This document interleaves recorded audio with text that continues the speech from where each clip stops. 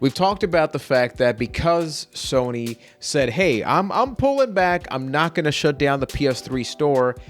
It kind of laid the question of how important is the PS3, because the PS4 and the PS5, we've seen that Sony has not been the friendliest with backwards compatibility. They've even said, like in many interviews, people don't care about playing the past, but then on the Xbox side, you can still play OG Xbox They're like, games. hold my beer. This thing plays everything. Exactly. And even though there's like stuff missing, it's impossible because of licensing. Yeah, like I appreciate that the effort's there. Like I realize it's a tall order for them to do every single game, but I commend the effort.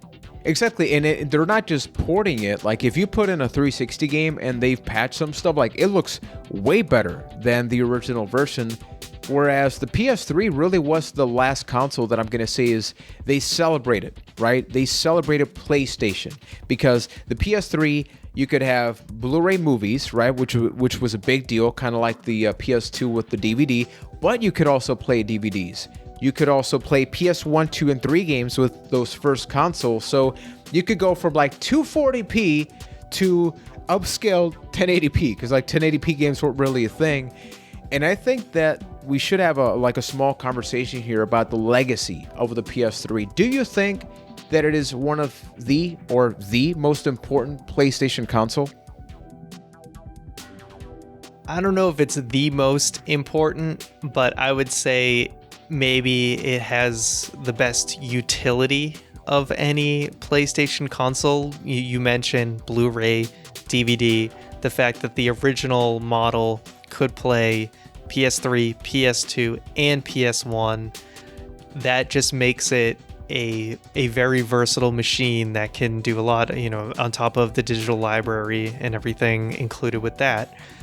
And that's, the reason having that model of the PlayStation is the reason I haven't had to go back and buy a PS1 and a PS2, because I can get the full experience from that one console. Do I think the game library maybe matches up to a PS2?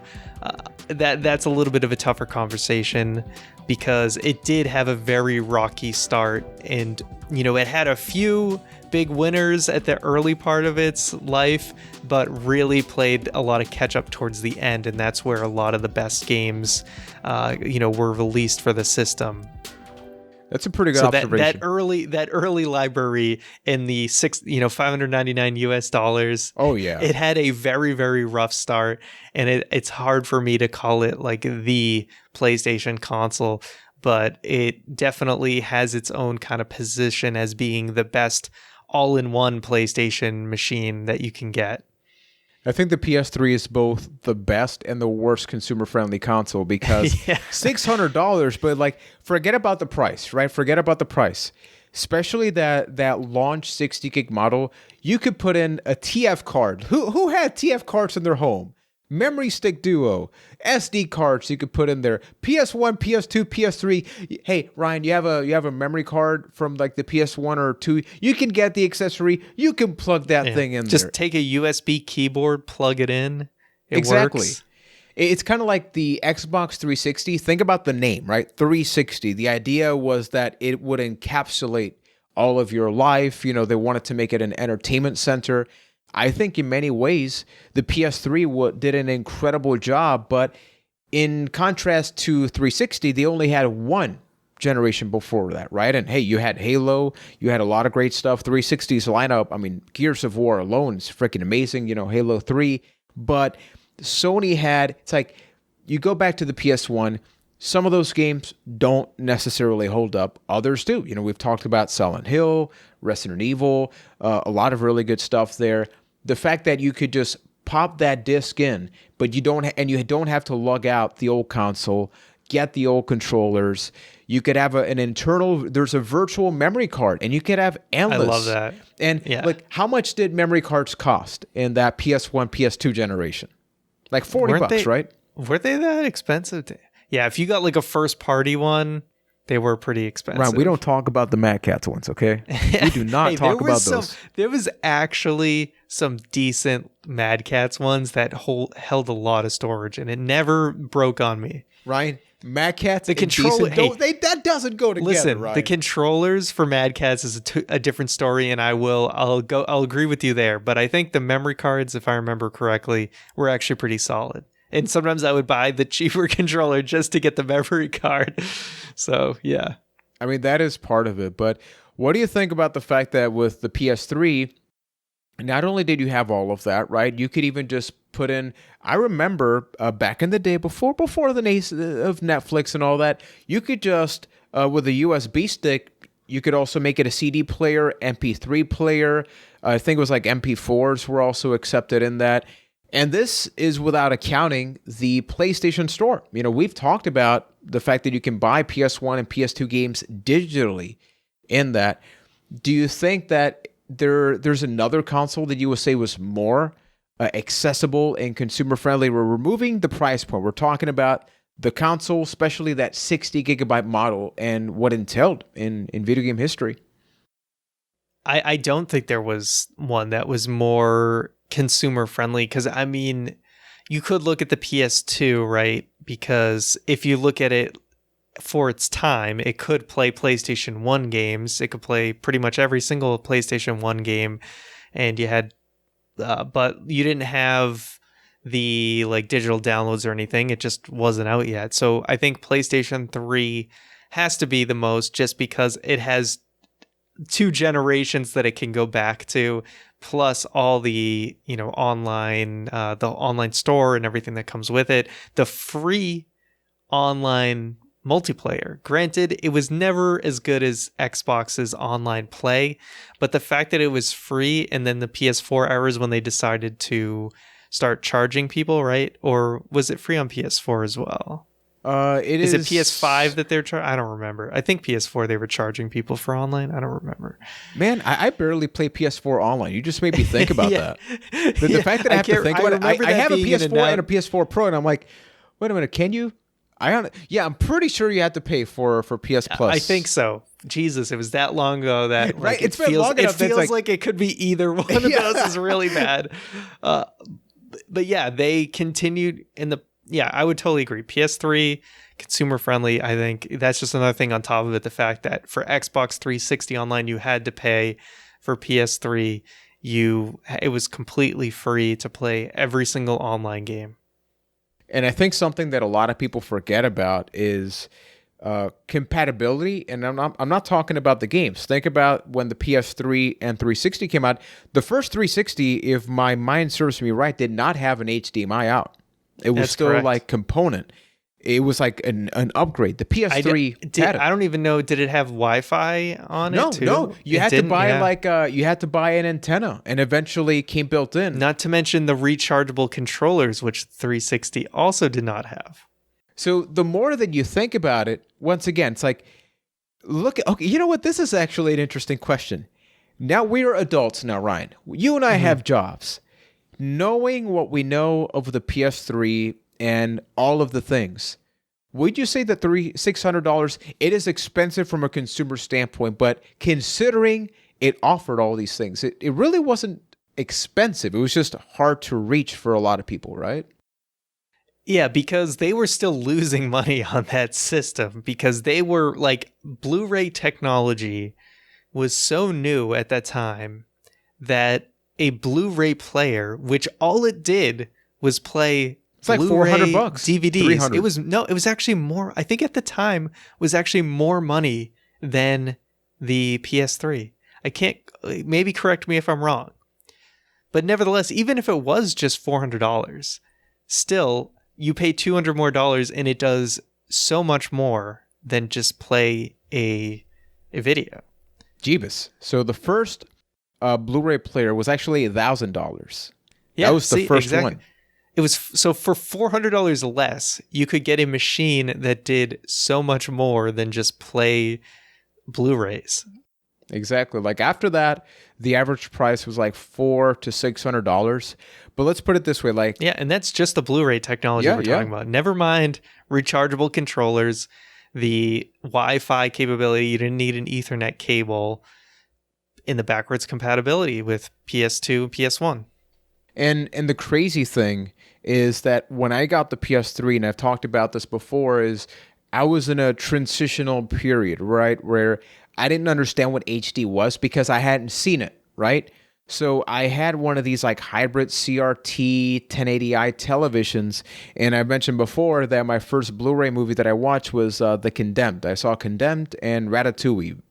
Of course, those would be the first two that you watch, but I was blown away by how it looked, but also like widescreen gaming. This was like my first real time experiencing that, and that wasn't the case for a lot of people. Like, I looked up forum threads of a lot of people saying, hey, when I was playing Resistance or Killzone 2, I was playing that on my tube TV, on my 4x3 TV. And that's because you still have the composite component, HDMI, and all of that was in the same console.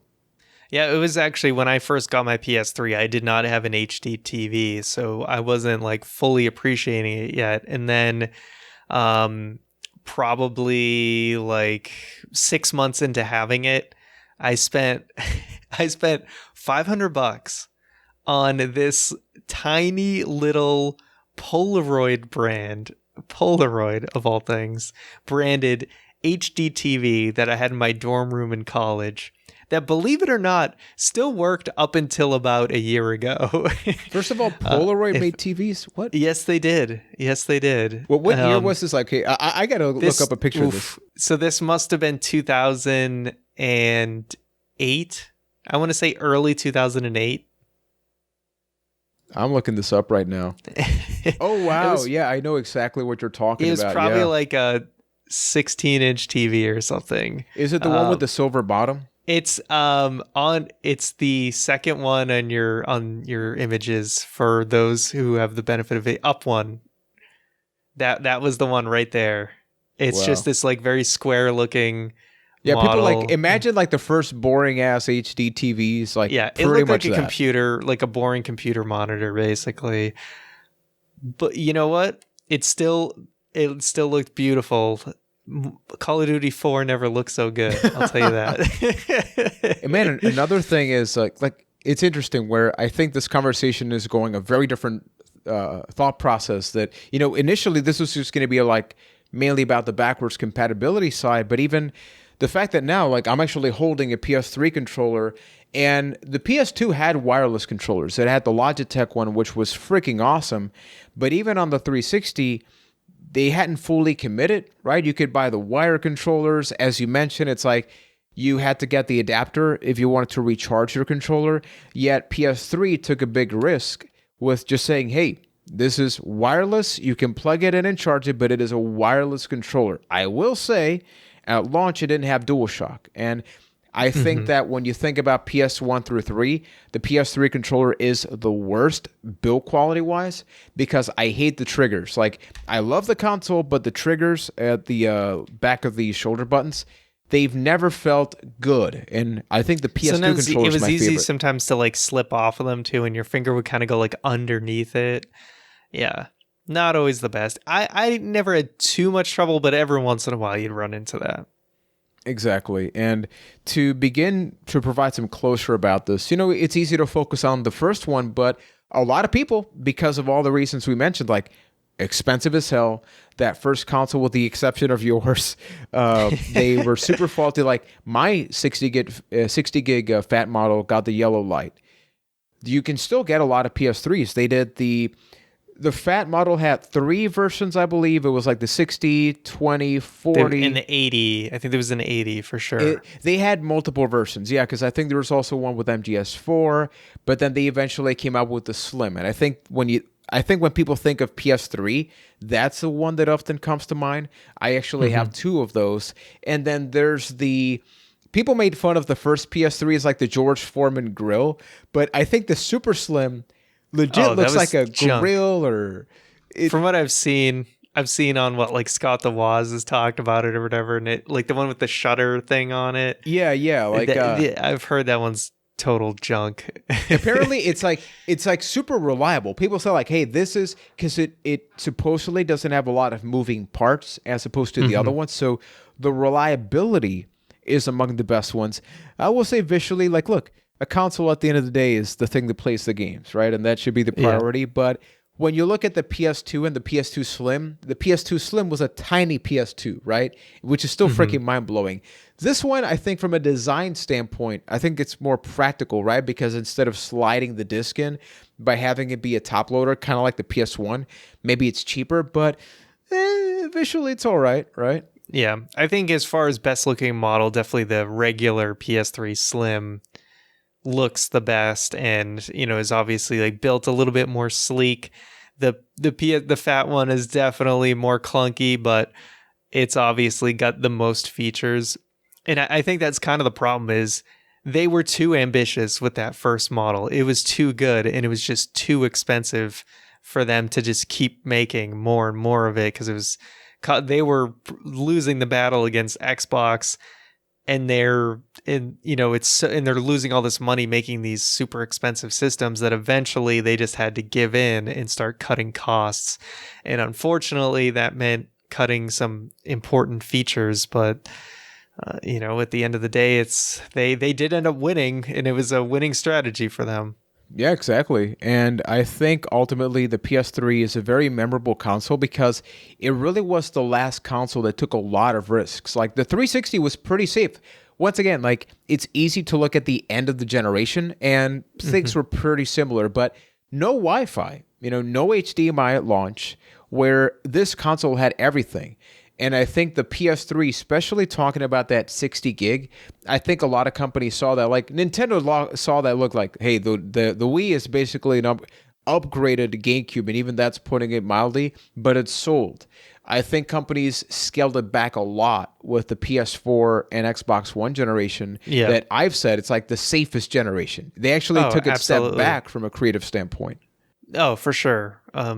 Nintendo was really the only one that took a risk, and it didn't work out. But Xbox One and PS4, it's like aside from a couple exclusives, it doesn't really matter which one you get. It's just, hey, these are PS3 and Xbox 360, but with better graphics, a little bit of a smoother display, and a little bit more hard drive space. And hey, all your games now have, the only innovation was all your games have like a 2-hour install before you play them. Yeah, okay. That was pretty much the biggest thing they came up with. The PS3, we've just to close off with some negative stuff, the install times suck. Bad. Really bad. But at least on the PS3, there was only a couple games that needed that install. Well, there was more. There was towards the end. There was more. Like GTA 4, I think, was the first big game that needed like an install before you play. Put it this way, I counted. I think it was MotorStorm Apocalypse. It took me 30 minutes to get into the game, and that happened a lot because not so much the initial install. I tried to play Cyberpunk on my PS4, and that took like 2 hours for it to download, and then it was piece of crap game. Yeah, I mean that's the bad thing about consoles that were online. And just for curiosity's sake, anybody wondering sales wise, like at the end of each generation, Xbox 360 sold 84 million copies consoles, and PS3 87.4. So they were really neck and neck. I mean, even towards the very end, Nintendo Switch is at 79 based on this article, and that's probably outdated at some point here. But I think generally speaking, people think about the consoles like the Dreamcast and the Sega Saturn. Shout out to Meatwad, had to bring up that console there because they're very memorable consoles, but at the time were not as appreciated. And even though the PS3 is by no means an underrated hidden gem console, when you look at technology in 20 years, you're going to be like, that console was way ahead of its time. You could say the same thing about the Vita. Like everybody's talking about OLED screens. Guess who did that in 2011? The damn handheld console. So Sony, what we're basically telling you is you did some good stuff, a little bit too ambitious, but hey, we gotta give you credit for that. Yeah, it's true. I mean, they embraced Blu-ray, and that was when HD DVD was still a thing, and they decided to favor that technology, and that's the one that ended up actually winning. That was a bold move. You don't really see too many consoles launching with like a brand new type of technology that was barely like available to people yet. So that was definitely, that is something I think that whole Blu-ray decision will be something, 10 more years down the line when there's more like history of video games and people are looking more nostalgically at that generation, that Blu-ray decision will be like one of those pivotal video game history decisions that we look back on, similar to like the launch of the NES. Maybe not to the same significance, but still like one of those pivotal moments. No, absolutely. And thank you, Ryan, for being part of this sexy, awesome PS3. I love talking about the PS3. I could talk about this console for, it's your for bread endless and butter. hours. That and exactly. the Wii U. Pretty much. Is it worth it playing in 2021 or 2021? I'm going to say yes, people. And if you agree or disagree, there's different ways you can let us know. At cashtothepast.com/Discord. You can hang out with a bunch of awesome people. If you're listening to us on podcast apps, please consider leaving a review, even if it's just like, hey, Ryan's a pretty cool dude, 5 stars. That really, really does help get the word out. Which is like 10 reviews is like, hey, Ryan's a pretty cool dude. It's like, well, I got to check out the podcast. There's this Ryan dude. And then people see me and Keith. I mean, that could happen, right? Yeah. But please subscribe also at youtube.com/acastofthepast. And Ryan, send us away unprepared with a positive message that will make all of us just much better human beings. Let's see. What does John Cena usually say? Never back down, never quit. Back down, never quit. My mind defaults to John Cena if I can't think of anything else. Oh, come on. Give him something, I said Ryan. Never back down, never quit. That's what I said. People, come on. The 5-star review dropped for 2 for a cast to the past. That being said, we just want to say, like, it has got to suck for when Sony announced that they weren't going to shut down the store. All those people, like, I saw comments in my videos of people saying, like, I spent $500 buying digital stuff. And Sony's like, ooh, man, this is kind of awkward. No, Sony's like, yes, it was all part of our plan. Could you imagine that? Damn you, Sony. Hey, thanks for checking out the video. If you liked it, please consider subscribing, and we are also available on podcast feeds. So search the name, click on the Sword and Stone, and enjoy a brand new episode every single Sunday.